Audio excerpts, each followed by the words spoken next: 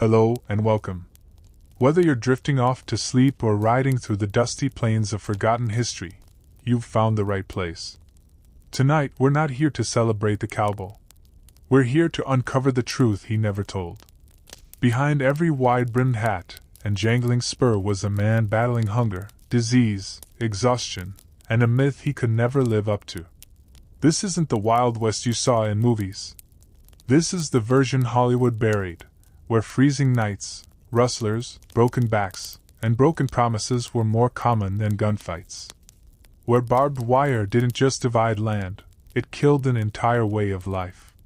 Where the railroads rolled in like steel serpents, swallowing everything in their path. We'll cross borders too, and see how cowboys stacked up against the gauchos of Argentina and the stockmen of Australia. Spoiler, it wasn't a fair fight. And by the end, you might just notice that the cowboy's misery still echoes in modern jobs dressed up as dreams, rugged, thankless, and disposable. So pull up a blanket, settle in. If any part of this stirs your curiosity, leave a comment. Tell us where you're tuning in from, and what time it is where you are. Just be honest.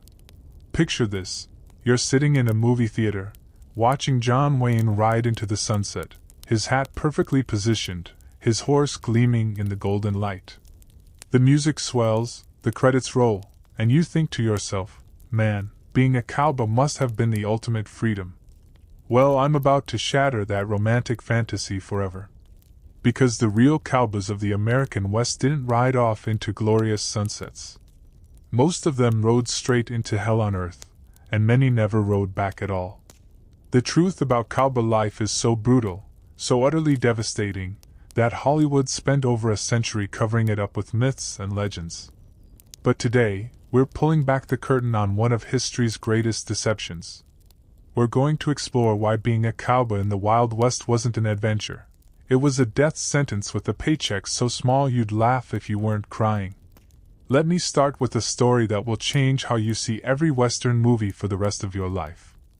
In 1867, a young man named Thomas McCarthy left his family farm in Missouri with dreams of becoming a cattle driver. He'd heard the stories. Cowboys were the kings of the frontier, free men who answered to no one, making good money driving cattle across the open range. Thomas was 19, strong as an ox, and absolutely convinced he was heading toward the adventure of a lifetime. 6 months later, Thomas was found dead in a dried creek bed in Kansas, his body so mangled by exposure and starvation that his own brother couldn't identify him. His pockets contained exactly 12 cents, less than what he'd started with. The cattle drive he joined had fallen apart when half the herd died of disease, the trail boss abandoned them without pay, and the surviving cowboys were left to find their own way home across hundreds of miles of hostile territory. Thomas McCarthy wasn't unlucky. He wasn't an exception. He was absolutely, tragically typical of what happened to young men who chased the cowboy dream in the late 1800s. And his story is just the beginning of a nightmare that stretched across decades and claimed thousands of lives. You see, everything you think you know about cowboys is wrong. They weren't rugged individualists carving out their destiny on the frontier. They were among the most exploited, underpaid, and expendable workers in American history. They were the migrant laborers of their time, except instead of picking crops, they were driving cattle through some of the most dangerous terrain on the planet, with death lurking around every corner. The average cowboy made between $25 and $40 a month, when he got paid at all. To put that in perspective, a factory worker in the East was making nearly twice that amount, working indoors, sleeping in a real bed every night, and going home to his family. Meanwhile, cowboys were living on the equivalent of about $1 a day, and that dollar had to cover not just food, but equipment, medical care, and anything else they needed to survive in the wilderness. But here's where it gets really ugly. Most cowboys never saw that full monthly wage. Trail bosses had a dozen ways to cheat their workers out of pay. They'd deduct money for food that was often spoiled or insufficient. They'd charge for equipment that broke due to normal wear and tear. If a cowboy got injured and couldn't work, he'd be docked pay for the days he spent recovering. Some bosses would simply disappear with the payroll when they reached the end of the trail, leaving their crews stranded hundreds of miles from home with nothing but the clothes on their backs. The financial exploitation was just the tip of the iceberg. Let's talk about what a typical day actually looked like for these men, because it bears no resemblance to anything you've seen in movies. A cowboy's day started at 4 in the morning, not because he wanted to see the sunrise, but because cattle are most cooperative, in the cool morning hours before the heat makes them irritable and unpredictable. By 4:30, while most of the world was still asleep, cowboys were saddling horses in the dark, often struggling with animals that were as tired and miserable as they were. Horses weren't the noble, faithful companions of Hollywood westerns. They were working animals pushed to their limits, often injured, always stressed, and frequently dangerous. A cowboy who couldn't afford a good horse, which was most of them, was stuck with whatever broken-down nag he could find, and many of these animals were one bad day away from throwing their rider and running off, leaving him stranded on foot in the middle of nowhere. Once mounted, the real work began. Driving cattle isn't the leisurely horseback ride that movies suggest.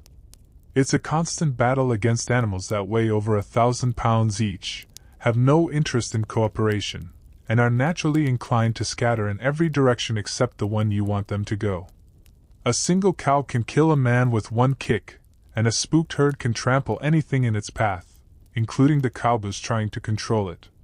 The dust alone was enough to drive men insane. Imagine riding behind 1,000 head of cattle for 12 to 16 hours a day, breathing nothing but the fine, choking dust they kick up. This wasn't just uncomfortable, it was medically devastating. Cowboys developed lung problems that would plague them for the rest of their lives, assuming they lived long enough to worry about it. Many couldn't breathe properly after just a few years on the trail, hacking and coughing up blood and dirt until they either quit or died. And then there was the weather. The American West in the late 1800s was experiencing some of the most extreme weather patterns in recorded history. Summers brought heat that could kill a man in hours, with temperatures reaching well over 100 degrees Fahrenheit in the shade, except there was no shade for hundreds of miles. Cowboys would start the day soaked in sweat and end it completely dehydrated, their skin cracked and bleeding, their lips split open, their eyes burning from constant exposure to sun and dust. But summer heat was nothing compared to the winter storms that could appear without warning and turn a routine cattle drive into a frozen hell. Blizzards would sweep across the plains with winds that could knock a man off his horse and snow so thick you couldn't see your hand in front of your face. Cowboys caught in these storms had two choices: find shelter immediately or die. And shelter was often nothing more than huddling next to your horse and hoping you both survived until morning. I want you to really picture this for a moment. You're 20 years old, you haven't had a hot meal in weeks, you're wearing the same clothes you've worn for months, and you're trying to sleep on the frozen ground while a blizzard howls around you. Your horse is your only protection from the wind, but horses freeze to death too, and if your horse dies, you're not far behind. You have no way to communicate with the outside world, no GPS, no weather app, no rescue services. If something goes wrong, you're on your own, and something going wrong happened constantly. The food situation was perhaps the cruelest joke of all. Cowboys were feeding America, driving the cattle that would become steaks and roasts for families across the country, but they themselves were slowly starving. Trail food was designed for only one thing: not spoiling during long journeys. Taste, nutrition, and variety were completely irrelevant. The staples were hardtack, a cracker so tough it could break your teeth, beans that were often wormy or moldy, and salt pork that was more salt than pork. If they were lucky, they might have coffee, though it was usually made from chicory or other substitutes, and was bitter enough to strip paint. Fresh vegetables were impossible, fresh fruit was a fantasy, and fresh meat was rare despite being surrounded by cattle they weren't allowed to butcher. The result was a diet that caused scurvy, dysentery, and malnutrition. Cowboys would develop bleeding gums, lose teeth, and suffer from digestive problems that could last for months. Their immune systems, already weakened by exposure and exhaustion, couldn't fight off the diseases that spread through cattle drives like wildfire. And speaking of disease, let's talk about the medical nightmare that was frontier healthcare. When a cowboy got sick or injured, and they all did constantly, there was no hospital to rush to, no doctor to call, no medicine cabinet to raid. Medical care consisted of whatever folk remedies the other cowboys might know, and most of those remedies were about as effective as prayer, and significantly more dangerous. Broken bones were set by men who had no medical training, using whatever materials were at hand. Infections were treated with whiskey and hope. Serious injuries were often fatal not because they were untreatable, but because there was no one around who knew how to treat them. A simple cut could become infected, gangrene could set in, and a man could die from something that would be a minor inconvenience today. The psychological toll was just as devastating as the physical suffering. Cowboys were isolated from civilization for months at a time, surrounded by endless empty landscapes that could drive a man to madness. The loneliness was crushing.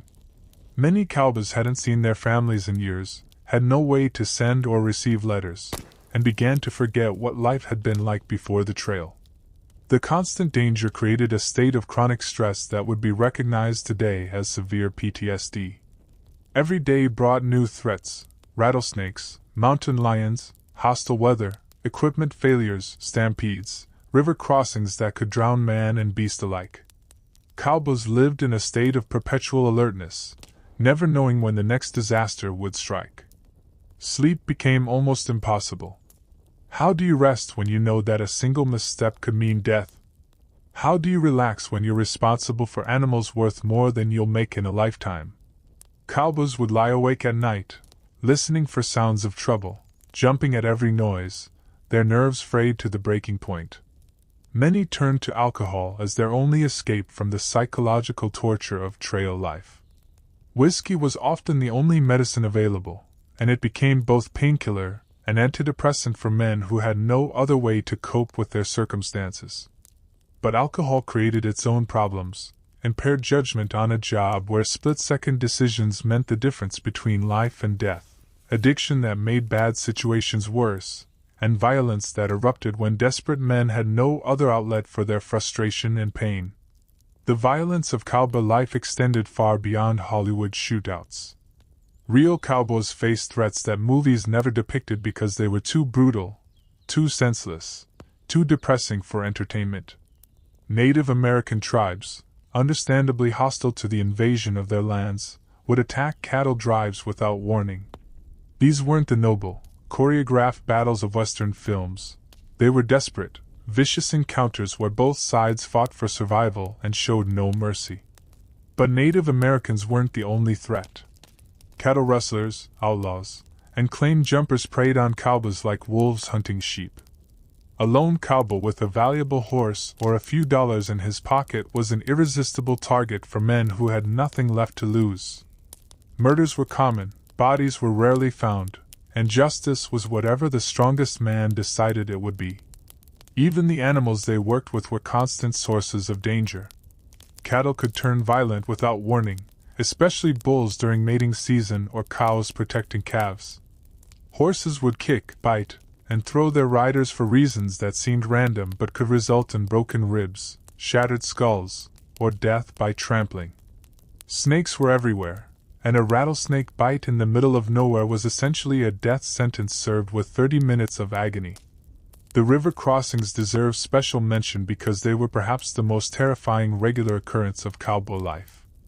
Rivers in the American West could change from shallow streams to raging torrents in a matter of hours, and cowboys had no choice but to get their herds across regardless of conditions. Imagine trying to force 1,000 panicked cattle into a river that's moving fast enough to knock a horse off its feet. The animals resist, mill around, and often stampede back toward shore, trampling anything in their path. Cowboys had to ride into the water first, hoping their horses could swim and that the current wouldn't sweep them away. Many couldn't swim themselves. It wasn't exactly a skill you learned growing up on a farm in the 1800s, so if they ended up in the water, they were completely helpless. Cattle would often be swept away by the current, and cowboys were expected to go after them regardless of the danger. Men drowned regularly during river crossings, their bodies carried away by the water and never recovered. The cattle they died trying to save were often lost anyway, swept downstream or drowned in the crossing attempt. The economic reality made all of this suffering even more pointless. Cowboys were risking their lives to make other men rich while they themselves lived in poverty that would shock you. The cattle they drove belonged to wealthy ranchers who stayed safely at home while hired hands faced all the dangers of the trail. These ranchers would sell a single cow for more money than they paid a cowboy for an entire month of work. When a cattle drive was successful, the profits went to the owners. When it failed, due to weather, disease, theft, or any of 100 other disasters, the cowboys still didn't get paid. They bore all the risk and received none of the rewards. An economic arrangement so unfair it's hard to believe it was legal. But it gets worse. The boom period of cattle driving lasted only about 20 years, from roughly 1867 to 1887. The invention of barbed wire, the expansion of railroads, and the arrival of farmers began closing the open range and eliminating the need for long cattle drives. Cowboys found themselves not just poor and broken down from years of abuse, but completely obsolete. Most had no other skills. They'd spent their youth learning to handle cattle and horses, but the world was changing and those skills were no longer valuable. Factory work required them to move to cities where they knew no one and had no connections. Farming required land and money they didn't have. Many former cowboys ended up as drifters, moving from town to town, taking whatever work they could find, slowly drinking themselves to death in saloons that were the only places that would accept them. The lucky ones found work on the new wire-fenced ranches. But this was a different kind of cowboy work, more like being a farmhand than the free-ranging cattle driver of the trail drive era. The pay was still terrible, the work was still dangerous, but now it was also monotonous and tied to a specific location. The romance of the open trail was gone, replaced by the grinding routine of fence repair and cattle maintenance. Others tried to capitalize on their experience by joining Wild West shows like Buffalo Bill's Traveling Circus. But these shows were entertainment, not authentic cowboy life, and they perpetuated the very myths that made real cowboys' suffering invisible. Former cowboys found themselves performing fake versions of their own experiences for audiences who had no idea what the real thing had been like. The psychological damage of cowboy life followed these men for the rest of their lives. They'd learned to survive in an environment where showing weakness meant death, where emotional connections were dangerous luxuries, where violence was the first solution to every problem. These weren't skills that translated well to civilian life. Many couldn't form normal relationships. They'd learned to trust no one, to expect betrayal, to see every interaction as potentially life-threatening. They'd become comfortable with levels of physical discomfort and emotional isolation that made normal human connection almost impossible. Depression was epidemic among former cowboys, though it wasn't called that at the time. Men who had once ridden thousands of miles across open country found themselves trapped in small rooms in strange cities, suffocating under the weight of walls and routines and social expectations they couldn't understand. Many committed suicide rather than continue living in a world that no longer made sense to them. The few who managed to adapt often did so by completely reinventing themselves, burying their cowboy past so deeply that even their families never knew what they'd endured.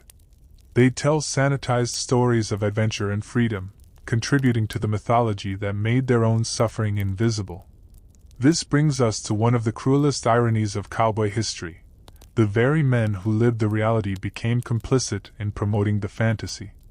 They couldn't bear to admit, even to themselves, that they'd wasted the best years of their lives in pointless suffering for other men's profit. It was easier to pretend it had been noble, meaningful, romantic. But every so often, usually when they were drunk or dying, the truth would slip out. They'd tell stories about friends who froze to death in blizzards, about cattle drives that ended in disaster, about years of pain and poverty and exploitation. Then they'd sober up or recover, and the stories would stop, buried again under layers of mythology and denial. The women of the frontier often had more realistic perspectives on cowboy life because they saw what it did to their men. Mothers watched their sons leave as healthy young men and return as broken shadows of themselves, if they returned at all. Wives saw their husbands struggle with demons they couldn't name, haunted by experiences they couldn't share. These women often opposed their men's involvement in cattle driving, not because they wanted to hold them back, but because they understood the human cost better than the men themselves did. They'd seen too many cowboys come home damaged, addicted, violent, or not come home at all. But their voices were largely ignored in a culture that valued masculine independence above family stability. The racial dynamics of cowboy life add another layer of complexity to this story. Popular culture depicts cowboys as white men, but the reality was much more diverse and much more troubling. Many cowboys were Mexican vaqueros who had been doing this work for generations before white Americans arrived in the West. They were often the most skilled riders and cattle handlers, but they were paid less than white cowboys and treated as second-class workers despite their superior abilities. African American cowboys made up a significant portion of the workforce, many of them former slaves who headed west after the Civil War looking for opportunities that didn't exist in the South. They faced all the same dangers and hardships as white cowboys, plus the additional burden of racism that made their lives even more difficult and dangerous. These men of color were often assigned the most dangerous jobs, paid less than white workers, and excluded from the social aspects of cowboy life that might have provided some relief from the isolation and hardship. When Hollywood created the cowboy myth, it essentially erased their contributions, turning a diverse workforce into a whites-only fantasy that bore no resemblance to historical reality. The environmental destruction caused by cattle driving is another aspect of the story that's been conveniently forgotten. The great cattle drives didn't just move animals from one place to another, they devastated the ecosystems they passed through. Thousands of cattle would strip an area of grass, trample water sources, and leave behind waste that contaminated rivers and streams. The environmental damage was so severe in some areas that the land never recovered. Overgrazing turned grasslands into deserts, destroyed wildlife habitats, and disrupted weather patterns in ways that are still affecting the American West today. Cowboys were participating in, and suffering from, one of the earliest examples of large-scale environmental destruction in American history. But the most devastating aspect of cowboy life might have been the complete waste of human potential it represented. These were often intelligent, capable young men who could have contributed to society in meaningful ways. Instead, they were ground up in a system that treated them as completely expendable, their lives and talents squandered for short-term economic gain that benefited only a few wealthy individuals. Consider the innovation and creativity that was lost when promising young men died of exposure in Kansas, or drank themselves to death in frontier saloons, or spent their best years too exhausted and traumatized to think about anything beyond immediate survival. How many potential inventors, artists, leaders, or teachers ended up as anonymous graves along forgotten cattle trails? The stories that never made it into Hollywood westerns are the ones that reveal the true horror of cowboy existence. Take the case of the 1871 cattle drive led by a man named James Butler. Butler promised his crew of 15 cowboys steady pay and safe passage from Texas to Kansas. What actually happened reads like a horror novel that no one would believe if it weren't documented in court records and newspaper accounts. The drive started badly when half the herd contracted Texas fever, a tick-borne disease that was decimating cattle across the frontier. Instead of turning back or seeking veterinary help, which didn't really exist anyway, Butler decided to push forward, hoping to sell the surviving cattle before they all died. This meant the cowboys were now responsible for driving sick, unpredictable animals that were dropping dead as they walked. By the third week, the smell of rotting cattle carcasses was so overwhelming that the men could barely eat. They were surrounded by death, breathing air thick with the stench of decay, watching animals they'd worked with for months collapse and die in front of them. The psychological impact was devastating, but there was no time to process it, no counseling, no support, just more miles to cover and more dying cattle to manage. Then the real nightmare began. Raiders, probably Confederate holdouts still fighting their own private war, attacked the drive near the Oklahoma border. This wasn't a quick shootout like in the movies. It was a 3-day siege where the cowboys huddled behind their dead cattle, using the rotting carcasses as shields while bullets whistled overhead. They had limited ammunition, no food except what they could salvage from their destroyed supplies, and no water except what they could collect during brief lulls in the fighting. When the attack finally ended, 5 cowboys were dead, 3 were wounded so badly they couldn't ride, and the remaining cattle had scattered across 50 square miles of hostile territory. Butler disappeared that same night, taking what was left of the payroll with him. The surviving cowboys were left to bury their friends with their bare hands in the hard prairie soil, then figure out how to get home with no money, no supplies, and no horses for the wounded men. Only 4 of the original 15 made it back to Texas alive. The wounded men were left at a frontier settlement where they either recovered on their own or died. The survivors never found out which. The 4 who made it home were broken men who never spoke publicly about what they'd experienced. 2 of them committed suicide within a year of their return. This wasn't an unusual story. Similar disasters happened regularly during the cattle driving era, but they were hushed up by an industry that depended on a steady supply of young men willing to risk their lives for almost nothing. If word got out about how dangerous and pointless cowboy work really was, the labor supply would have dried up immediately. The cover-up was systematic and deliberate. Newspaper accounts of cattle drives focused on the economic benefits to local communities, not the human cost. When cowboys died, they were rarely mentioned by name. They were just hands or riders who met with accidents. Their families often never learned what happened to them, spending years wondering if their sons or husbands were still alive somewhere out there. The few journalists who tried to report honestly about cowboy life found their stories killed by editors who didn't want to upset the powerful ranching interests that bought advertising space. The mythology was more profitable than the truth, so the mythology is what got published, broadcast, and eventually filmed. But the physical evidence of cowboy suffering is still out there if you know where to look. Archaeological excavations of old cowboy camps reveal the brutal reality behind the romantic stories. These sites are filled with evidence of malnutrition, disease, and violence that tells a very different story than the one Hollywood created. Skeletal remains found at cowboy campsites show signs of chronic malnutrition, untreated injuries, and diseases that were entirely preventable with proper medical care. Teeth are missing or rotted from poor diet and lack of dental care. Bones show evidence of breaks that healed improperly, leaving men permanently disabled.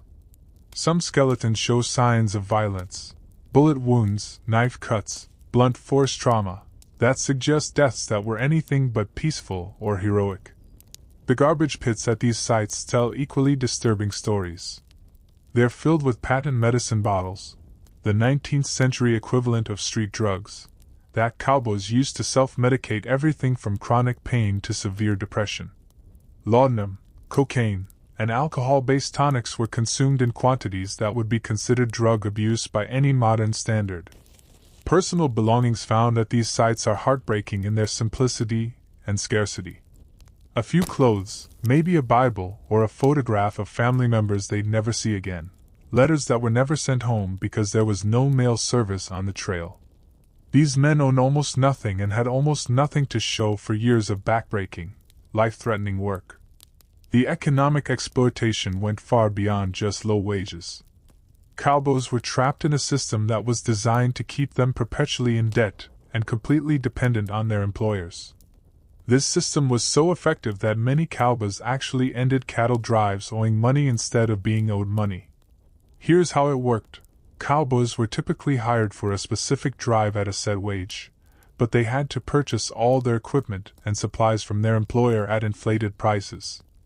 A saddle that cost $20 in town would cost $50 when purchased from the trail boss. Food, ammunition, clothing, medicine, everything was marked up to incredible levels, and cowboys had no choice but to pay these prices because there was nowhere else to shop.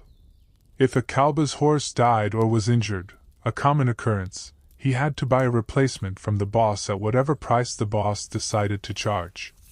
If his equipment broke, same thing.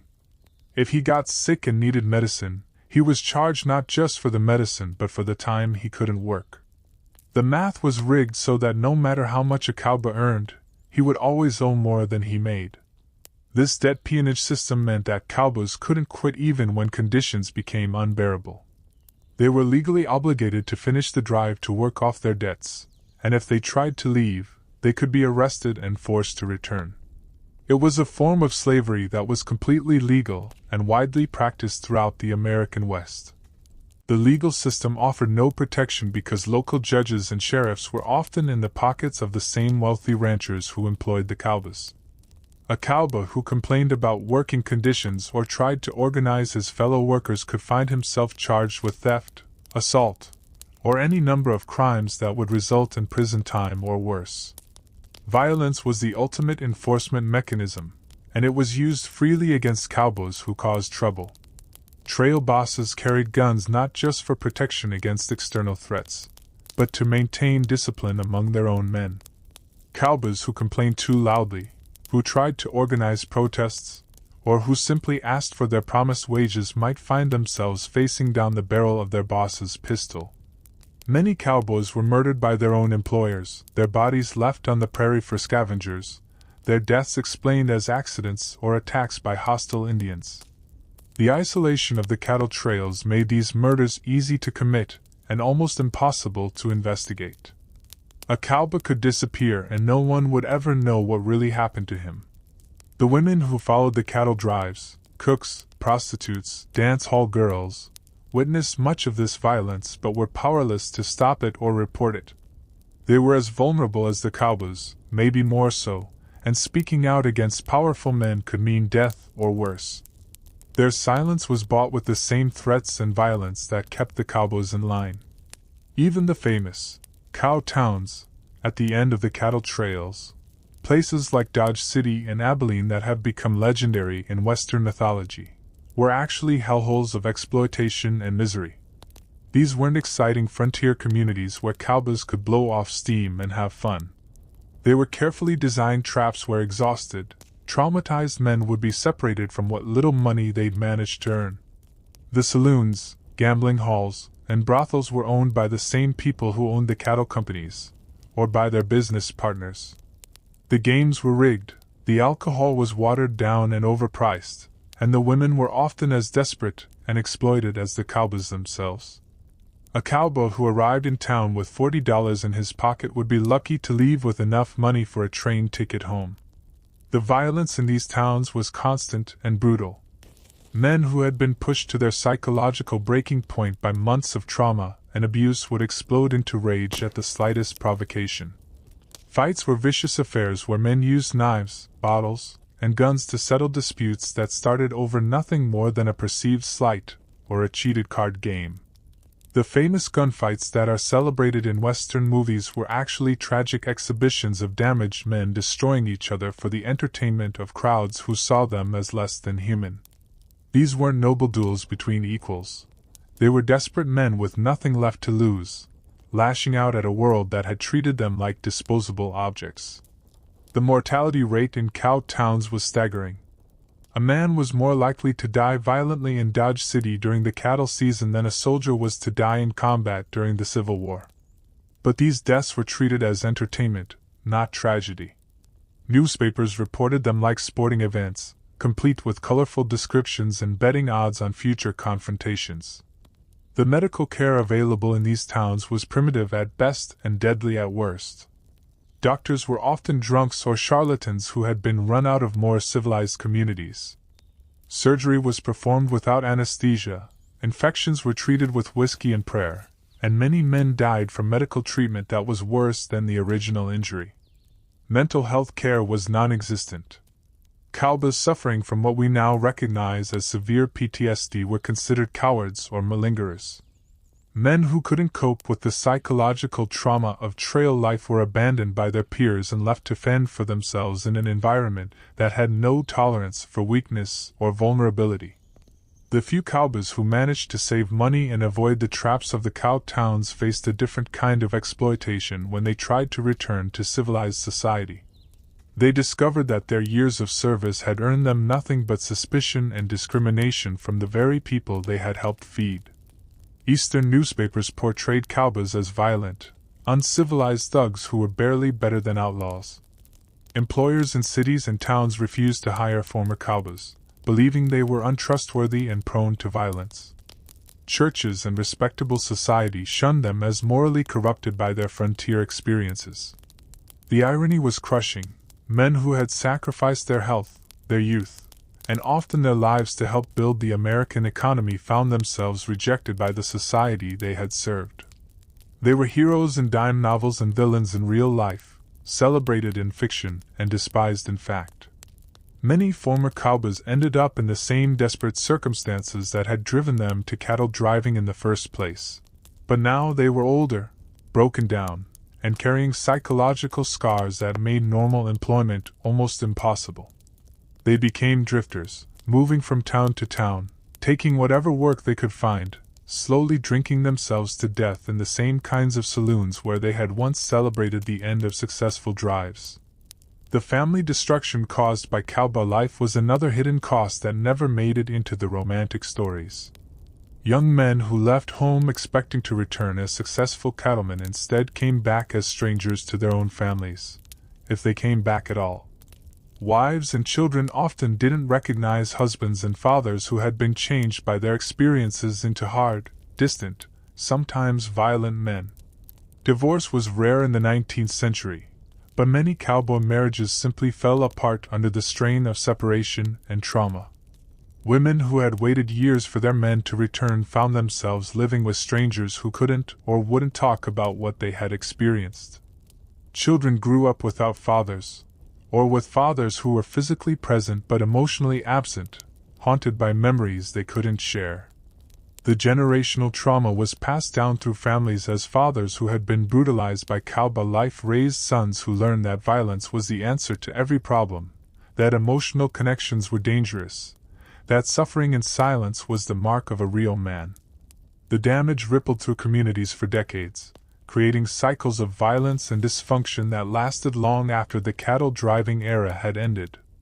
Even the environmental destruction caused by cattle driving had human costs that are rarely discussed. The overgrazing and land degradation made farming impossible in many areas, forcing families who had hoped to establish homesteads to abandon their dreams and move on. The pollution of water sources by cattle herds made life difficult for everyone who depended on those rivers and streams. Native American communities suffered especially severely from the environmental destruction. Their traditional hunting grounds were ruined, their water sources contaminated, their entire way of life disrupted by the passage of cattle herds that left nothing but barren land and poisoned water in their wake. The conflicts between cowboys and Native Americans weren't just about territory. They were about survival for people whose environment had been destroyed by someone else's economic enterprise. But perhaps the cruelest twist in the entire cowboy story is how it ended, not with a bang, but with a whimper that revealed just how utterly pointless all that suffering had been. The death of the cowboy era came swiftly and mercilessly, delivered by 3 technological innovations that made their brutal way of life completely obsolete almost overnight.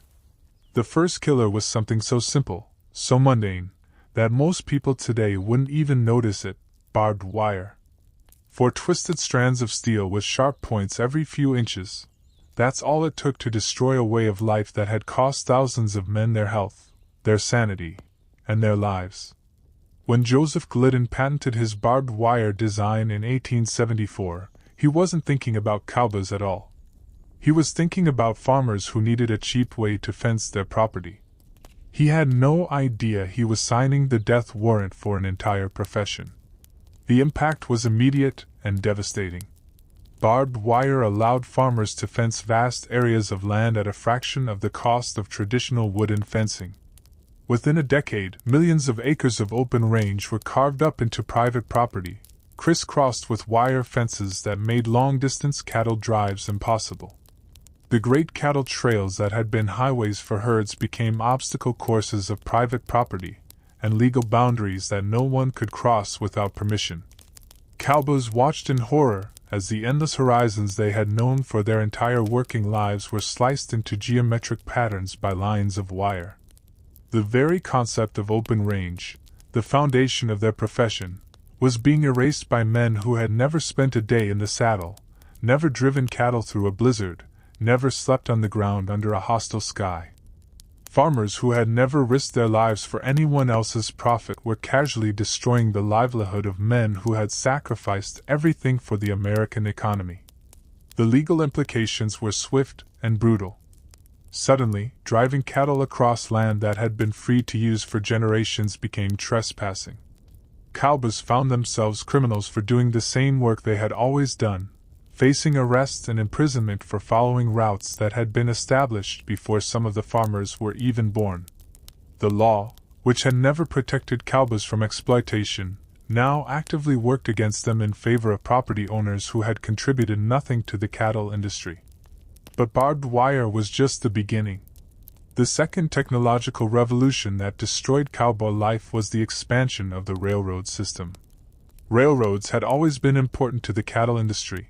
They provided the transportation that moved beef from cow towns to markets in the east. But as the rail network expanded deeper into cattle country, it eliminated the need for long cattle drives entirely. Why drive cattle hundreds of miles to Dodge City when a railroad spur could be built right to the ranch? Why risk losing animals to disease, weather, and theft when they could be loaded onto trains and shipped safely to market? The railroads made the cowboy's most important skill, moving cattle across long distances, completely unnecessary. The economic logic was unavoidable. Railroad transportation was faster, safer, and ultimately cheaper than paying cowboys to drive cattle across dangerous terrain. A journey that took months by trail could be completed in days by train, with far less risk of loss. The cattle arrived at market in better condition, the transportation costs were predictable, and there was no need to pay wages to dozens of men for months at a time. Cowboys who had spent years perfecting their skills as trail drivers suddenly found themselves as obsolete as blacksmiths after the invention of the automobile. The knowledge they had paid for with blood and suffering was worthless in a world where steam engines could do their job better, faster, and cheaper. The third and final nail in the cowboy's coffin was the industrialization of meat processing. The development of refrigerated railroad cars and large-scale slaughterhouses changed the entire structure of the beef industry. Instead of driving live cattle to distant markets, ranchers could now slaughter animals locally and ship the meat in refrigerated cars that kept it fresh during transport. This innovation eliminated not just the need for long cattle drives, but the need for many of the cow towns that had served as endpoints for those drives. Abilene, Dodge City, and other famous cattle towns found their economic purpose disappearing as the beef industry reorganized around railroad hubs and processing centers. The wild, lawless atmosphere of these towns had been a direct result of their role in the cattle driving system. When that system ended, the towns either adapted to new economic realities or simply faded away. The speed of this transformation was breathtaking and heartless. In 1885, there were still thousands of cowboys driving cattle along the established trails, risking their lives for the same meager wages their predecessors had earned for decades. By 1890, most of those trails were abandoned, cut up by fences and made irrelevant by railroads. An entire profession that had seemed permanent and essential simply vanished, leaving its practitioners stranded in a world that no longer needed their services. The human cost of this rapid obsolescence was staggering, but it was largely invisible to the rest of society. Cowboys who had spent their adult lives perfecting skills that were suddenly worthless found themselves competing for jobs with men who had no experience of the hardships they had endured. Their years of service counted for nothing in a job market that valued different skills and different experiences. Many couldn't adapt to the new economy at all. Men who had lived their entire adult lives outdoors couldn't adjust to factory work or office jobs. They were used to making independent decisions in life or death situations, not following orders in structured environments. The psychological damage from years of trauma and isolation made it difficult for them to work with others or submit to authority figures who had never faced real danger. The few jobs that were available to former cowboys were often the most dangerous and poorly paid positions in the new economy. They might find work in mines, where their comfort with physical hardship and risk made them valuable employees. But mining was even more dangerous than cowboy work and offered little more security. They might work in factories, but their independence and pride often clashed with industrial discipline, leading to conflicts that cost them their jobs. Some former cowboys tried to adapt by becoming ranch hands on the new wire fence spreads, but this work bore little resemblance to the trail driving they had known. Instead of driving cattle across open country, they were now essentially farmhands, repairing fences, feeding livestock in pens, and performing routine maintenance tasks that required no special skill or courage. The pay was still terrible, but now the work was also boring and repetitive. The psychological impact of this transformation was devastating. Men who had once prided themselves on being essential to the American economy suddenly found themselves unwanted and irrelevant. Their identity had been built around their ability to handle cattle and survive in harsh conditions, but those abilities were no longer valuable to anyone. The speed of technological change meant that society had no time to consider the human cost of progress.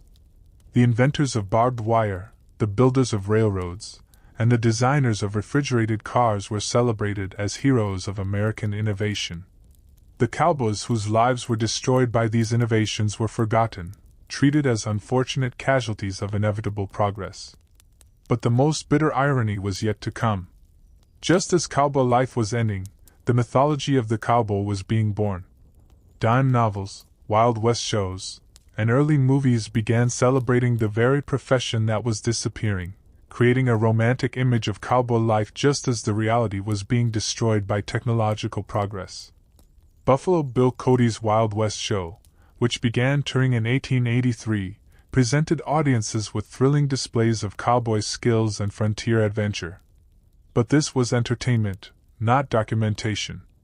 The cowboys who performed in these shows were actors playing roles, not authentic trail drivers sharing their real experiences. The show emphasized the excitement and adventure of cowboy life while completely ignoring the suffering and exploitation that had been its defining characteristics. The audiences who cheered for Buffalo Bill's cowboys had no idea that real cowboys were at that very moment losing their livelihoods to the same technological progress that made the shows possible. The railroads that brought audiences to see romantic depictions of cowboy life were the same railroads that were making real cowboys obsolete. This disconnect between myth and reality became even more pronounced as the 20th century began. Hollywood movies presented cowboys as heroic individualists who represented the best of American values: independence, courage, and self-reliance. But the actual cowboys of the late 19th century had been among the most exploited and powerless workers in American history, with no independence, forced courage, and complete dependence on employers who treated them as disposable. The technological innovations that ended the cowboy era were undeniably beneficial for American society as a whole. Barbed wire allowed farmers to protect their crops and livestock, making agriculture more efficient and productive. Railroads connected distant communities and made transportation of goods cheaper and faster. Refrigeration reduced food waste and made fresh meat available to people who had never had access to it before. But progress always has victims, and the cowboys were among the most forgotten casualties of American technological advancement. Their suffering had never been acknowledged during their working years, and their obsolescence was treated as a minor inconvenience rather than a human tragedy. The few former cowboys who lived long enough to see themselves portrayed in movies and television shows must have felt like they were watching fiction about someone else's life. The Hollywood cowboy was everything the real cowboy had never been: well-paid, respected, independent, and heroic. The contrast between myth and reality was so complete that it amounted to a cultural form of identity theft. Some former cowboys tried to profit from the growing mythology by writing memoirs or joining Wild West shows, but their authentic experiences were often considered too depressing or too complex for audiences who wanted simple stories of good versus evil. Publishers and show producers preferred sanitized versions of cowboy life that removed all the suffering and exploitation. The technological revolution that ended cowboy life also transformed the entire American West in ways that made the cowboy's sacrifice seem even more pointless. The same railroads that eliminated the need for cattle drives brought millions of settlers to the West, creating cities and towns where there had once been empty prairie. The land that cowboys had crossed at the cost of their health and lives became suburban neighborhoods and shopping centers. The environmental destruction caused by cattle drives was eventually reversed, not by any conscious effort at restoration, but simply because the drives ended. Grasslands recovered, water sources cleared up, and wildlife populations began to rebound. Nature healed the damage that the cowboy era had inflicted, but there was no healing for the men who had paid the human cost of that damage. By 1900, less than 15 years after the peak of the cattle driving era, the profession had virtually disappeared. A few men still called themselves cowboys, but they were working on small ranches or in Wild West shows, not driving herds across open country. The great cattle trails were being plowed under by farmers or paved over by roads. The cow towns were either ghost towns or had reinvented themselves as agricultural centers. The speed and completeness of this transformation revealed just how fragile the entire cowboy economy had been. It wasn't a sustainable way of life that was gradually replaced by something better. It was a temporary exploitation of specific conditions that vanished as soon as those conditions changed.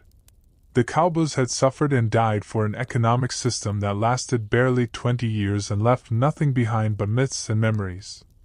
But here's what makes the American cowboy story even more tragic. They weren't even the worst treated cattle herders in the world.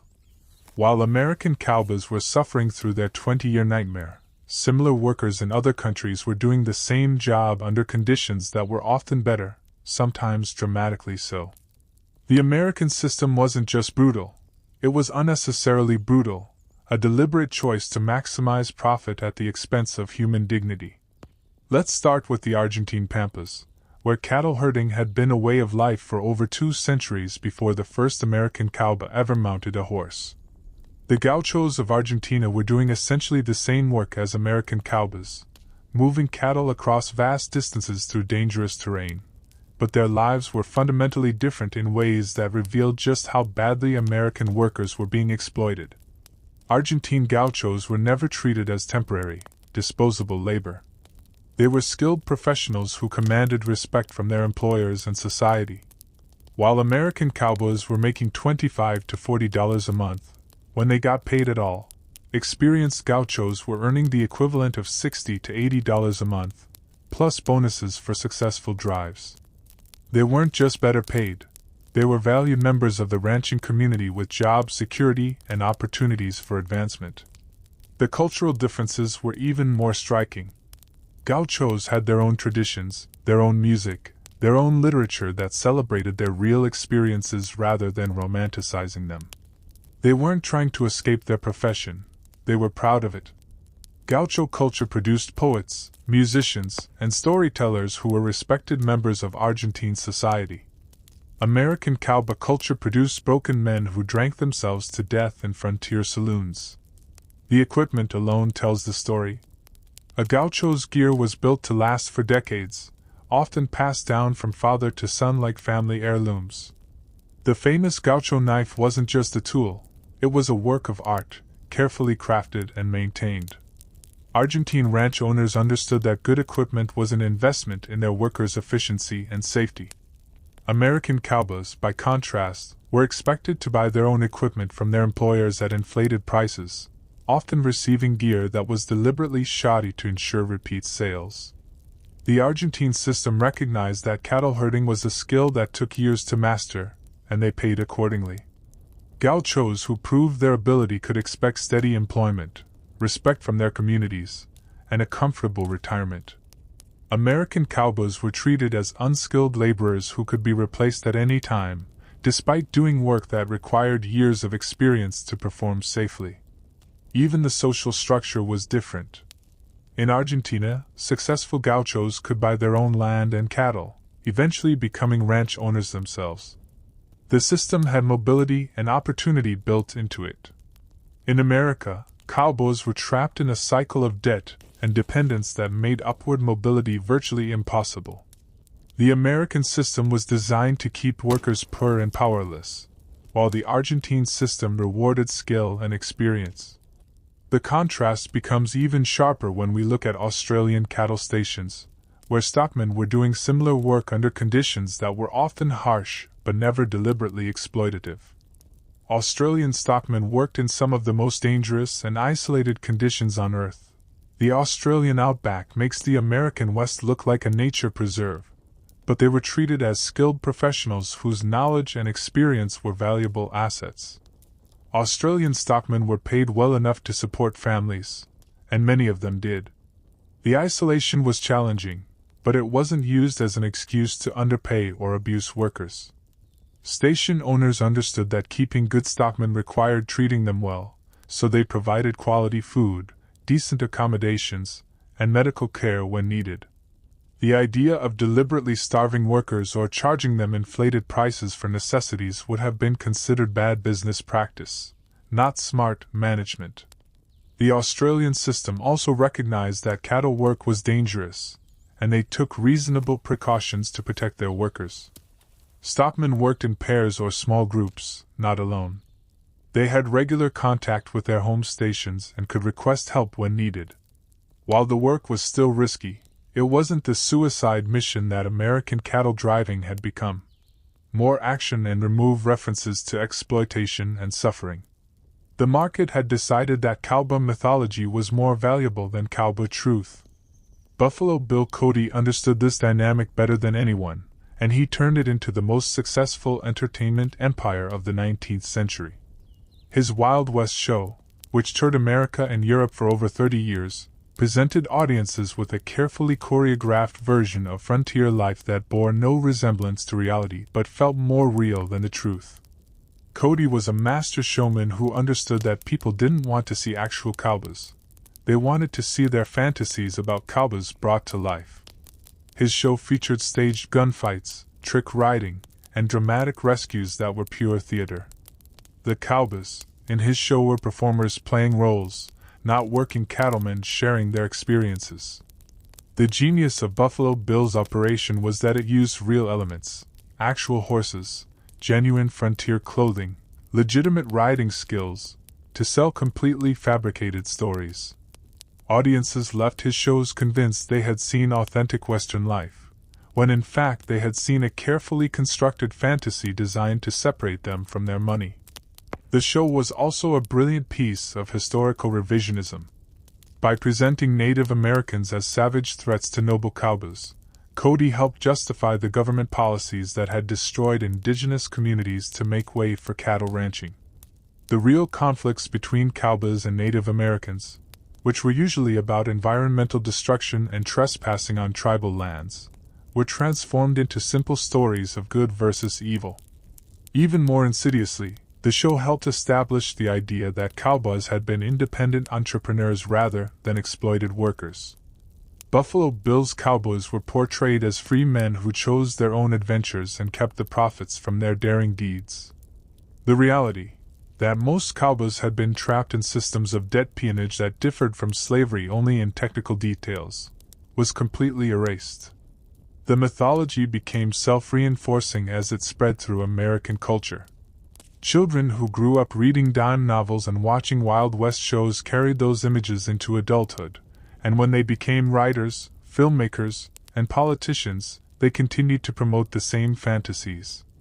Each generation built on the myths created by the previous generation, moving further and further away from historical reality. The motion picture industry, which began developing in the early 1900s just as the real cowboy era was ending, embraced the mythology with enthusiasm. Early Western films were cheap to produce. You needed some horses, some costumes, and a lot of empty land, and they were incredibly popular with audiences who had been primed by decades of dime novels and Wild West shows. But movie cowboys were even further removed from reality than their literary predecessors. Film demanded visual spectacle and simple storylines that could be understood without dialogue. The complex economic and social realities of cattle ranching couldn't be conveyed in silent films, so they were replaced with action sequences and romantic subplots that had nothing to do with actual cowboy experience. Hollywood created a version of the American West that was cleaner, more heroic, and infinitely more appealing than the real thing. Movie cowboys were well-groomed, well-dressed, and well-armed heroes who fought for justice and always got the girl. They lived in a world where good and evil were clearly defined, where individual courage could overcome any obstacle, where hard work and moral character were always rewarded. The contrast with reality couldn't have been more complete. Real cowboys had been dirty, diseased, and desperate men who fought for survival in a system designed to exploit them. They lived in a world where right and wrong were determined by whoever had the most power, where individual effort was meaningless against systematic oppression, where moral character was a luxury that few could afford. Hollywood's version was so appealing that even former cowboys began to believe it. Men who had lived through the real experience started to remember it differently, influenced by the movies and novels that claimed to represent their lives. The psychological process is called confabulation, when repeated exposure to false narratives causes people to incorporate those narratives into their own memories. This meant that by the 1920s and 1930s, even authentic cowboy voices were contaminated by mythology. Former cowboys who wrote memoirs or gave interviews would unconsciously edit their experiences to match the popular image, leaving out the worst suffering and emphasizing any moments that resembled Hollywood heroism. The few genuine accounts that did get published were often dismissed as anomalies or exaggerations. The Great Depression and World War II gave the cowboy mythology even more cultural power. During economic hardship, Americans found comfort in stories about rugged individualists who had built the country through personal courage and determination.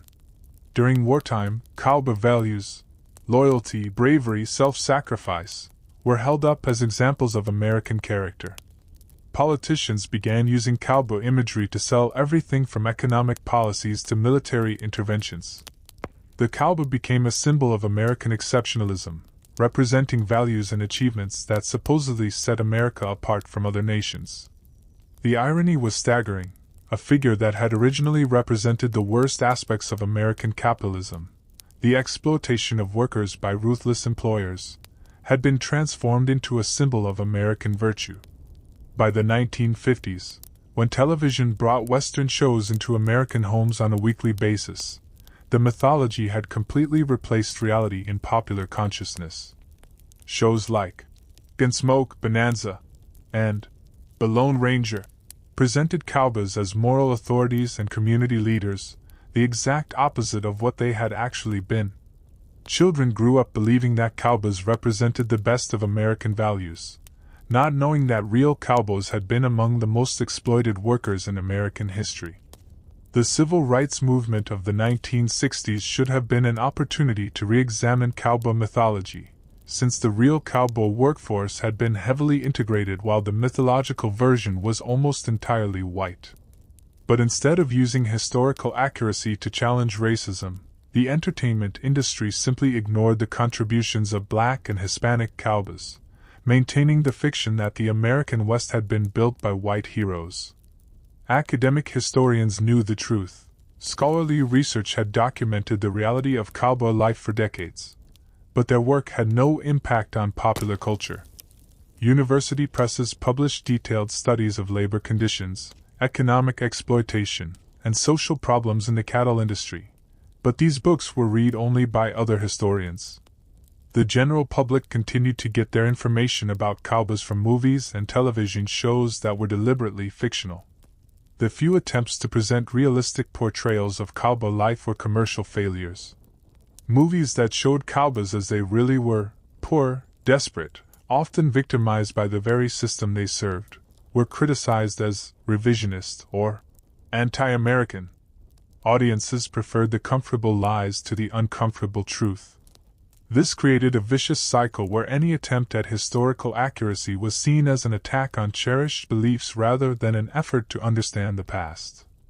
The mythology had become so deeply embedded in American identity that challenging it felt like challenging America itself.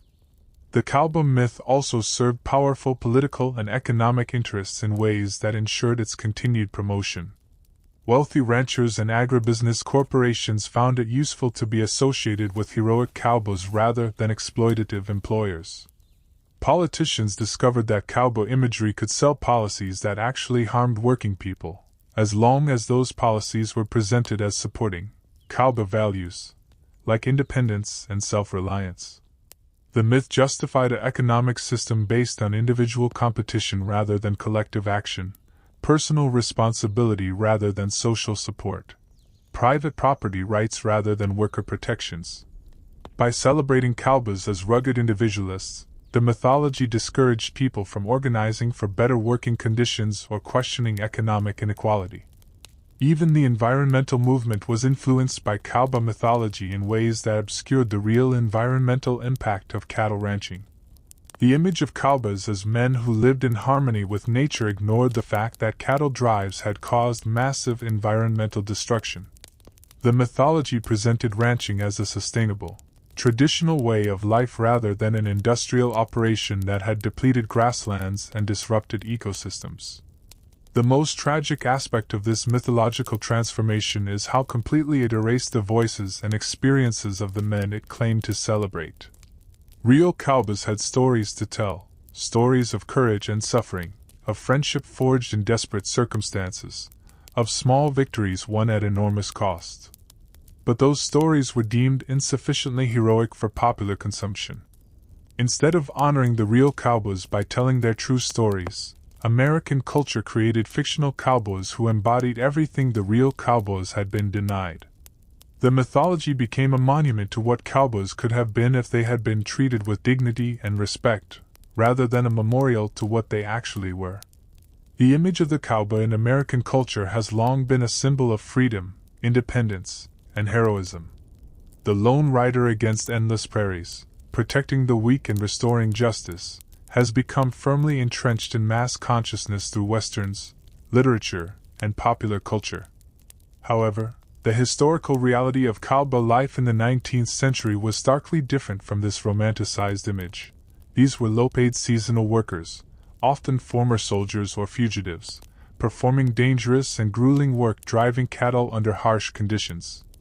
This gap between myth and reality is not unique to the Wild West era. In contemporary society, we observe similar patterns of romanticization of certain professions that are officially considered heroic, but in reality are characterized by systematic exploitation of workers, inadequate compensation, and often brutal working conditions. This phenomenon deserves detailed analysis as it reveals mechanisms of social control and economic exploitation disguised by noble rhetoric. The parallel between historical cowboys and modern, heroic, professions illuminates how society uses cultural narratives to justify exploitation. Just as the cowboy myth served to glorify harsh labor conditions and minimal pay through appeals to freedom and adventure, today's heroic professions are often sustained by similar mythologies that prioritize moral satisfaction over fair compensation and humane working conditions. To understand modern parallels, we must first dispel the myths about the golden age of cowboys. The period of active cowboy activity was relatively short, roughly from 1866 to 1886, when the development of railroads and barbed wire ended the era of open ranges and long cattle drives. The real life of a cowboy was far from romantic. The working day lasted from dawn to dusk, often in extreme weather conditions. Wages ranged from $25 to $40 per month, a sum that barely covered basic needs. Many cowboys were forced to work on credit for ranch owners, falling into a vicious cycle of financial dependence. Working conditions were extremely dangerous. The risk of injury from unpredictable cattle, falling from horses, being trampled during stampedes was constant. Medical care was virtually non-existent, and injuries often led to disability or death. ranch owners bore no responsibility for their workers' safety. The social status of cowboys was also marginal. Society viewed them with suspicion as potential troublemakers. In towns, they were often refused service at respectable establishments, and local authorities tried to quickly rid themselves of their presence after cattle drives were completed. Cowboys were predominantly young men, many of them former Confederate soldiers struggling to find their place in post-Civil War America. A significant portion were minorities, Mexican vaqueros, freed slaves, and Native Americans, who faced additional discrimination and were often paid even less than their white counterparts. The mythologized cowboy of popular culture erased this diversity, creating a sanitized image that served specific cultural and political purposes. The economic structure of the cattle industry was designed to benefit ranch owners and railroad companies while exploiting the labor of cowboys. The risks were socialized among workers, while profits were privatized by capital owners. This pattern of exploitation disguised as adventure and freedom would become a template for modern labor relations in heroic professions. The romanticization of the cowboy image began during their lifetime through dime novels and Buffalo Bills shows, but was fully formed in the 20th century thanks to Hollywood. This process was not accidental, it served specific ideological purposes, glorifying individualism, entrepreneurship, and the American dream. Similar mechanisms operate today. Society creates heroic narratives around certain professions, allowing it to justify low pay and harsh working conditions by referring to calling, service to society, and noble mission. Workers in these fields are expected to be satisfied with moral fulfillment instead of fair compensation for their labor. This process is particularly noticeable in professions that society defines as socially significant: education, healthcare, social work, emergency services. Heroic rhetoric becomes a tool of economic exploitation, allowing employers and society as a whole to shift responsibility for social problems onto the enthusiasm of individual workers. The romanticization serves multiple functions. It obscures the structural problems that create the need for these professions, it justifies inadequate funding and support, and it creates a moral framework that makes workers feel guilty for demanding better conditions.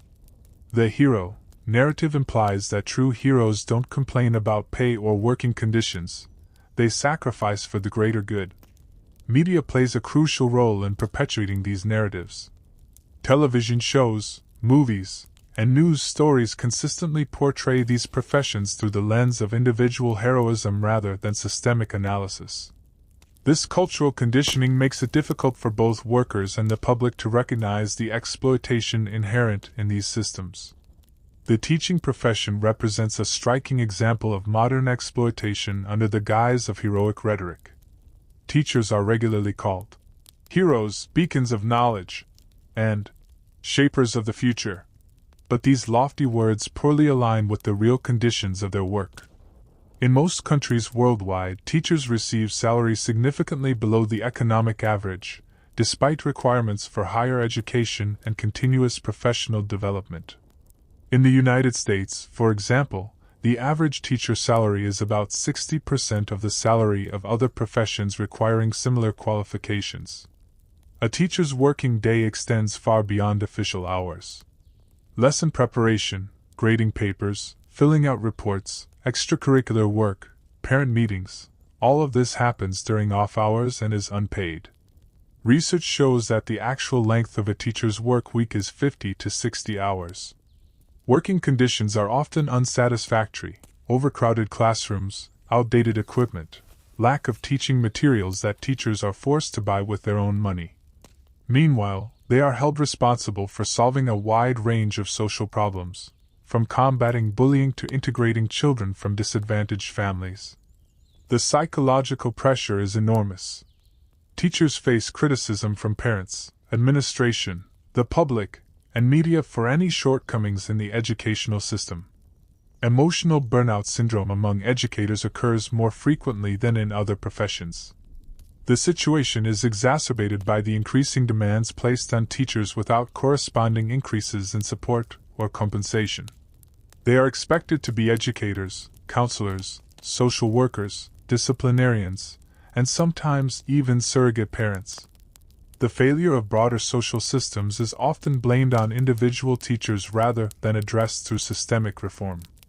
Teacher turnover rates are alarmingly high in many regions, with up to 50% of new teachers leaving the profession within 5 years. This creates a constant crisis of experience and institutional knowledge, further burdening remaining teachers who must compensate for understaffing and train new colleagues. Like 19th century cowboys, teachers find themselves in a situation where their work is romanticized by society, but real working conditions remain exploitative. Appeals to calling and love for children are used to justify inadequate education funding and shift social problems onto the shoulders of individual enthusiasts. The COVID-19 pandemic starkly highlighted the contradictions in society's attitude toward healthcare workers. They were called frontline heroes, applauded from balconies, and honored with memorials. However, this rhetoric poorly aligned with the real conditions of their work and compensation. Even before the pandemic, healthcare systems in most countries suffered from chronic underfunding. Healthcare workers worked under conditions of constant staff shortages, equipment deficits, and lack of supplies. Overtime work became the norm, not the exception. During the pandemic, the situation reached a critical point. Medical professionals worked under extreme conditions, risking their own health and lives, often without adequate protective equipment. For months they worked without days off, witnessing death and suffering on a scale impossible to become accustomed to. Meanwhile, real support for healthcare workers remained minimal. Instead of substantial salary increases and improved working conditions, they were offered symbolic gestures, applause, certificates of honor, store discounts. Heroic rhetoric was used as a cheap substitute for real investment in healthcare. The situation is particularly telling for junior and mid-level medical staff, nurses, orderlies, technicians. They bear the main burden in daily patient care, but their work is paid significantly less than doctors' work. Many are forced to work multiple jobs to ensure a decent standard of living. The psychological burden in medicine is enormous. Constant stress, responsibility for people's lives, emotional burnout from contact with pain and death. All of this requires special support that is often absent. Suicide rates among healthcare workers are above the population average. Healthcare workers, like cowboys, perform essential but dangerous work that society depends upon while being inadequately compensated and supported. The hero narrative allows society to feel good about their sacrifice while avoiding the systemic changes needed to improve their conditions. The pandemic revealed how quickly heroic rhetoric can shift to scapegoating when public frustration mounts. Healthcare workers who were heroes in 2020 became targets of blame and even violence when pandemic fatigue set in, and some began advocating for safety measures that inconvenienced the public. Social workers represent perhaps the most striking example of modern exploitation of heroic professions. Their work is critically important for society's functioning. They work with the most vulnerable population groups, addressing problems that other institutions cannot or will not tackle. Yet their profession remains largely invisible and undervalued. Social workers deal with the most complex and traumatic aspects of human experience: child abuse, domestic violence, mental illness, addiction, homelessness, and poverty. They are expected to navigate impossible situations with minimal resources, often serving as the last line of defense between vulnerable individuals and complete social breakdown.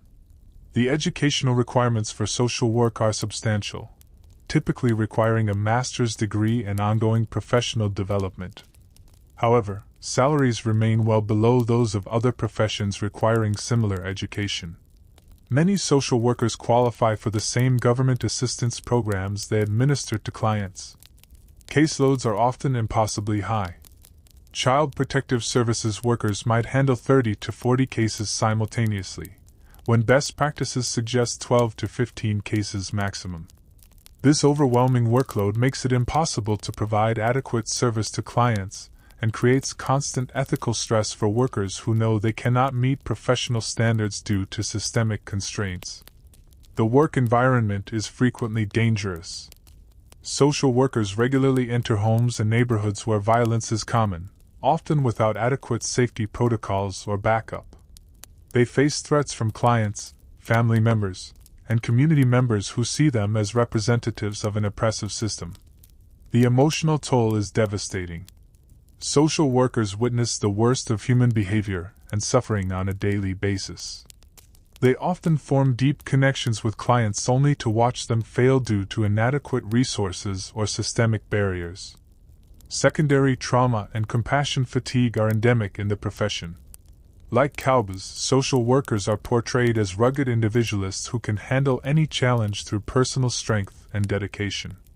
This mythology obscures the structural problems that create the need for social work and justifies inadequate funding and support for both workers and clients. Firefighters, paramedics, and emergency medical technicians represent another category of modern, heroic professions that exemplify the exploitation disguised as nobility. Post 9/11 America elevated first responders to almost mythical status, yet this cultural reverence rarely translates into adequate compensation or support. Firefighters face significant health risks that extend far beyond the obvious dangers of smoke and flames. Modern fires involve synthetic materials that release toxic chemicals, leading to cancer rates among firefighters that are significantly higher than the general population. Many fire departments lack adequate resources for proper protective equipment and medical monitoring. The job demands are extraordinary. Firefighters must be prepared to respond to not just fires, but medical emergencies, hazardous materials spills, natural disasters, and increasingly, active shooter situations. They are expected to maintain peak physical fitness while often working second jobs to supplement inadequate salaries. Paramedics and EMTs face perhaps the most challenging conditions of all emergency responders. They work in unpredictable, often dangerous environments, making life or death decisions with limited information and resources. Their training is extensive and ongoing, yet their pay often barely exceeds minimum wage. The psychological impact of constantly witnessing trauma, death, and human suffering is profound. PTSD rates among emergency responders are significantly higher than the general population, yet mental health support is often inadequate or stigmatized within the culture of these professions. Like cowboys who were expected to handle any challenge on the frontier, emergency responders are portrayed as superhuman figures who can manage any crisis through training and dedication. This mythology allows society to underfund emergency services while placing impossible expectations on individual workers. The hero narrative becomes particularly problematic when emergency responders advocate for better working conditions or fair compensation. They are told that heroes don't complain, that their service is its own reward, and that asking for more is somehow selfish or ungrateful. The military represents the most extreme example of heroic rhetoric masking systematic exploitation. Soldiers are consistently portrayed as heroes defending freedom and democracy, yet the reality of military service often involves significant personal sacrifice with limited long-term benefits. Military recruitment heavily targets economically disadvantaged communities, offering education and career opportunities that are otherwise inaccessible. This creates a system where economic coercion drives enlistment, similar to how economic necessity drove men to become cowboys in the 19th century. The conditions of military service can be brutal. Soldiers face not only the obvious dangers of combat but also a culture that often tolerates, or even encourages hazing, sexual assault, and psychological abuse. Mental health support is improving but remains inadequate for the scale of trauma experienced by service members. Veterans face significant challenges reintegrating into civilian life. Despite heroic rhetoric, veteran unemployment, homelessness, and suicide rates remain alarmingly high. The promise of career benefits and education opportunities often fails to materialize in meaningful ways. The military-industrial complex profits enormously from defense spending while individual soldiers and their families bear the costs of service. This parallels the cattle industry structure where owners profited while cowboys absorbed the risks and hardships. Like other heroic professions, military service is portrayed as a noble calling that transcends material concerns. This narrative makes it difficult for service members to advocate for better conditions without being labeled unpatriotic or ungrateful. The exploitation of heroic professions relies on sophisticated psychological mechanisms that make resistance difficult. The calling narrative suggests that these workers are motivated by higher purposes than mere material gain, making demands for fair compensation seem somehow petty or inappropriate. Hero worship creates an impossible standard. Real heroes, according to the mythology, don't complain about working conditions, don't ask for raises, and don't prioritize their own well-being over their mission. This creates a double bind where workers must choose between advocating for themselves and maintaining their heroic identity. The individualization of systemic problems is another key mechanism. When a teacher's classroom lacks supplies, it's presented as a problem that a dedicated teacher should solve personally rather than a failure of educational funding. When a nurse is overwhelmed by patient loads, it's framed as a personal challenge rather than a staffing crisis. Guilt and shame are powerful tools in maintaining these systems. Workers are made to feel that leaving their positions would be abandoning those who depend on them. This emotional manipulation keeps people in exploitative situations longer than rational self-interest would suggest. The martyrdom complex is particularly insidious. Suffering becomes proof of dedication, and those who seek better conditions are implicitly less committed to their mission. This psychology allows exploitation to continue while making the exploited feel guilty for recognizing their mistreatment. The economic foundations of heroic exploitation follow predictable patterns across different professions. These systems are designed to extract maximum value from workers while minimizing compensation and support. Emotional labor substitutes for fair wages. Workers are expected to find fulfillment in their service to others rather than in adequate compensation. This emotional manipulation allows employers to maintain exploitative wage structures while workers feel guilty for wanting more. Risk socialization is another key feature. The dangers and stresses of these professions are presented as natural consequences of the work rather than problems that could be addressed through better funding, staffing, and support. Individual workers bear the costs of systemic failures. The myth of unlimited supply suggests that there will always be people willing to do this work for low pay because they are motivated by calling rather than compensation. This mythology obscures the high turnover rates and recruitment crises in many of these fields. Regulatory capture often occurs, where the institutions meant to protect workers become captured by the interests that exploit them. Professional associations may focus more on maintaining the heroic image than advocating for better working conditions. The economic model relies on what economists call compensating differentials, the idea that meaningful work compensates for lower wages. However, this theory assumes voluntary choices in competitive markets, which rarely exist in heroic professions where workers face significant barriers to leaving and limited alternative opportunities. Media representation plays a crucial role in maintaining heroic exploitation by consistently portraying these professions through individualistic rather than systemic lenses. Television shows, movies, and news stories focus on heroic individuals rather than the structural problems they face. Hollywood has been particularly influential in romanticizing dangerous, low-paid work. From cowboy movies to medical dramas to military films, popular culture consistently presents exploitation as adventure and fulfillment. These narratives shape public expectations and make it harder for workers to gain support for better conditions. News media often perpetuates heroic narratives while ignoring systemic issues. Stories about teachers buying supplies with their own money are framed as heartwarming rather than as evidence of systemic failure. This selective framing prevents public understanding of the real problems facing these professions. Social media amplifies these narratives through viral stories of individual heroism that obscure collective action and systemic solutions. The focus on inspirational individual stories makes broader structural critiques seem cynical or ungrateful. The cultural mythology serves political purposes by deflecting attention from policy failures. Rather than addressing inadequate funding for schools or healthcare, politicians can praise heroes while avoiding responsibility for creating the conditions that require heroism.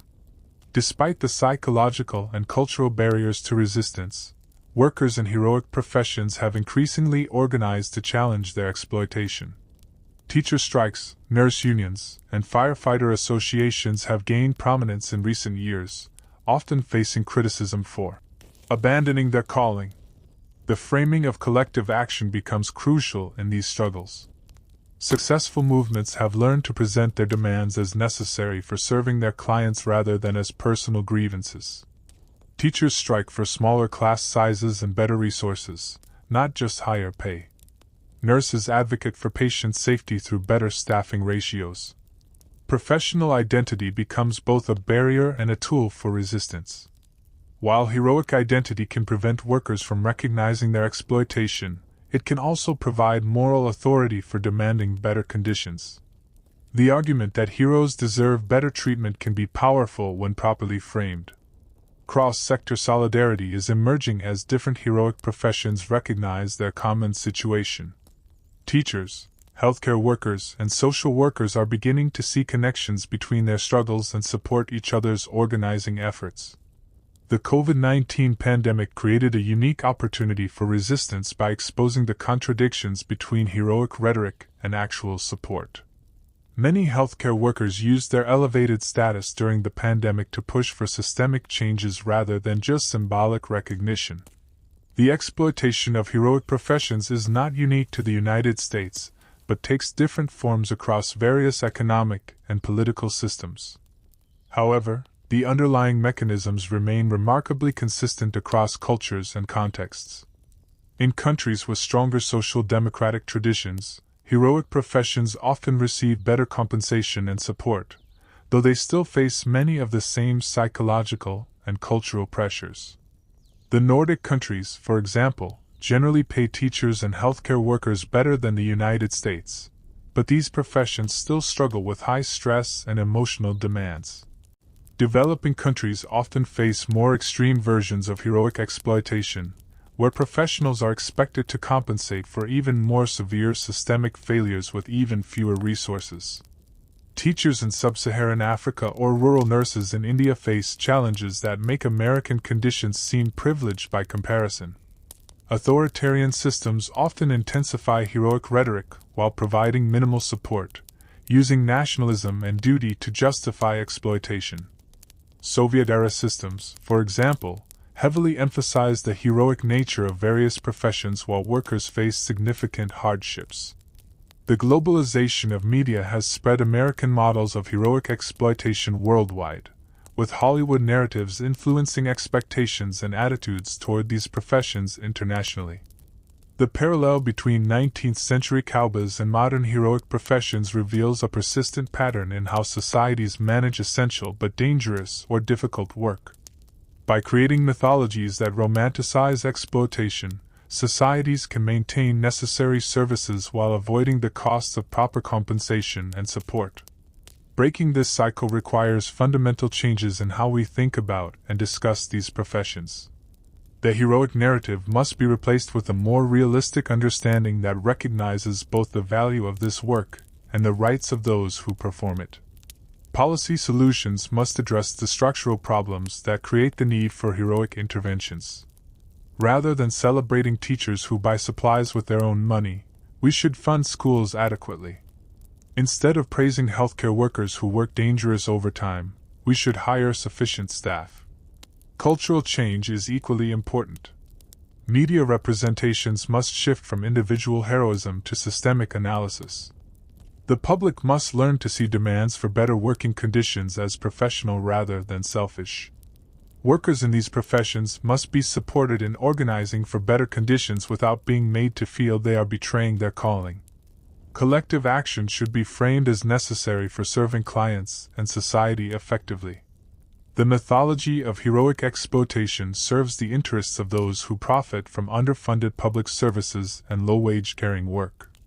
Recognizing this exploitation is the first step toward creating systems that truly value essential work through adequate compensation, support, and working conditions. Just as the romantic cowboy myth obscured the harsh realities of 19th-century labor exploitation, today's heroic narratives prevent us from seeing and addressing the systematic mistreatment of essential workers.